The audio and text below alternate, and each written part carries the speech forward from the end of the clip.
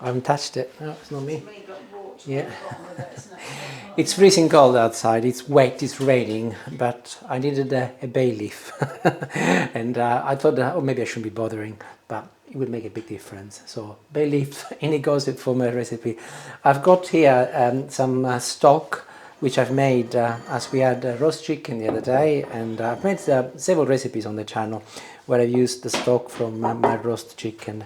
But today I'm doing something very cozy, very warming, and I thought I'll share it with you. So here's the carcass, and I've got now the stock left over. Julie, can you pass me the sieve, please? The what? The sieve? Julie's doing some cooking herself. What are you doing? Sludging? I'm making slow cordial, non-alcoholic cordial. So we are having to share tools. Thank you. Okay, so I'm going to strain my liquid as it's going to be the odd bone and so on, and then I can salt it. I've already detached some of this chicken from the bone before because I already made a recipe, so this is the second time I'm using it.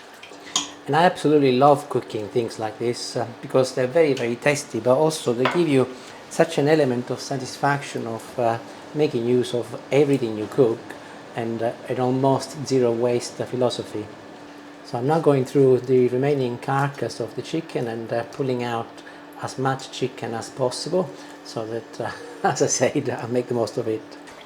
Now I'm going to show you my big bag of potatoes. We live in Norfolk, which is a rural county in England, and literally 3 miles from our house there is a potato farm, and they sell potatoes, unsurprisingly, and we tend to buy our potatoes from over there when we run out from our garden. And assuming I can get into them, I never know how to do this properly. Me neither. I think there is a science. These are, how much do they weigh, Julie? It's 12 and a half kilo. They're called Estima. Estima. And we paid... They're Buxton Potatoes, yeah. the company, yeah. We paid £8. I did. So it's pretty good. And look inside. Look at the whoppers. Look at this. Whoppers, is that a word that everybody understands? Means very big. Use, yeah, very big. Lovely big potatoes. And they're big potatoes, they're beautiful. So I'm going to get maybe 3 because I'll be making more than what we'll need tonight. And my potatoes are sorted. I'll give this a good scrub, and I'll leave the skin on. And really looking forward to this. It's the first time we're actually eating them this year. And I will be honest with you, the potatoes is the reason why I've decided to make this dish, as I'm so excited to use them for the first time. Often I make something very similar, as I said before, but I would use pasta. Also, in the pasta, I've made it using some meatballs with meat, and I've used either pork or beef mince or a combination. But the only meat left in this today is going to be what is left of the chicken. So potatoes go in, and if there are potatoes, they need to be carrots, of course. And this is a large carrot. Again, I have given it a good scrub, and I'm leaving the skin on. I guess skin is not the right terminology, it should be peel most probably. 3 little cloves of garlic, yet again from our garden, peel included, they can go in. Celery, again from our garden, and I'll just remove the peel from the outside, which is really unpleasant. And just like I've done with the other vegetables, I'll chop it relatively chunky. Are you saying my celery is unpleasant?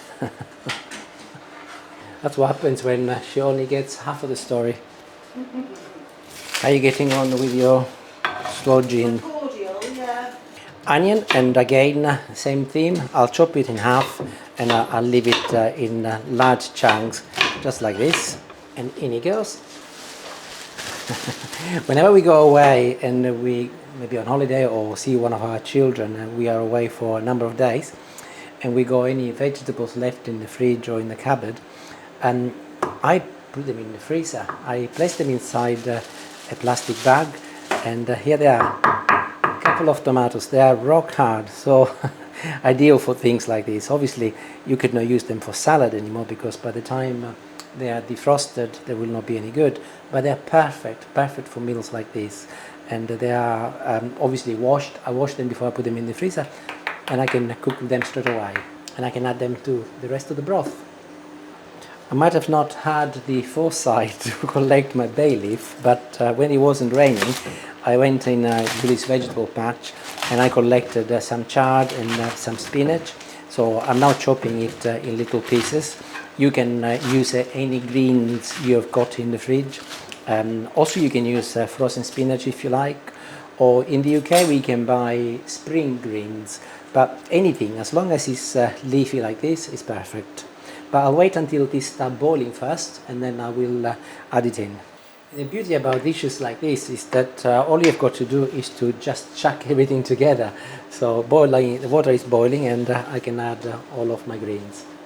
And if you take a look, everything is beginning to boil nicely, so I'll turn this just below medium and I will place the lid on and I will leave it untouched for the next 30 minutes. The greens will reduce considerably, potatoes will cook, and then I'll show you what I'll do next to make this an absolutely warming and delicious meal. See you in about 30 minutes. Genuinely, if you were to make this dish, you will find that your kitchen will smell just like a Sicilian farmhouse. It's such a beautiful and warming dish, but also the smell reflects the dish in itself. And the potatoes you can see is what mainly you need to ensure that you cook, of course, and as I've sliced them chunky, about half an hour is plenty. So like I always do, and hopefully I won't sound too boring, I'll get the solids out first. And in case you're wondering what happened to the tomato, here it is, they've disintegrated, so they all disappear, so do not fear. And of course this is incredibly healthy. I haven't fried anything, everything is cooked from scratch, and very genuine. I think I'll get another potato though. Most probably it's in my wiring and my upbringing, because my mum used to cook things like this all the time, especially during the winter months. Great way to make use of your leftover and save money, but also the taste is so delicious. I'm adding a little parsley. This is frozen parsley. I keep it in the freezer, but it's perfectly okay. Up until now I haven't added any salt or pepper. I purposely left until the end. So a little pepper goes on, and also I'll put some salt. It would not be a Sicilian dish if it didn't add any olive oil. And this is the first time again I'm adding olive oil to this dish, which is very unusual, but I'm going to be fairly generous so that it releases a beautiful Mediterranean flavor. And today I've decided that instead of adding any pecorino or any parmigiano, I'm going to add ricotta. I've got some ricotta left in the fridge, and if you think about it, ricotta and pecorino are very close friends. So I thought, oh, why not? That might be a very nice diversification. Let's have a look and see what we've made. Oh my God, it's delicious. It's so lovely, so tasty. I can't wait to tuck in. Julie wasn't sure when I mentioned to her what I was going to cook. I'm sure that when she'll see this, she'll love it. Make it, honestly. If you got the carcass of the chicken, add some water, leave it to boil for half an hour, and then follow the same process I followed. It's such a delicious, so easy to make. You will not be disappointed. Thank you for watching, and I hope you enjoy if you make it. Ciao, ciao.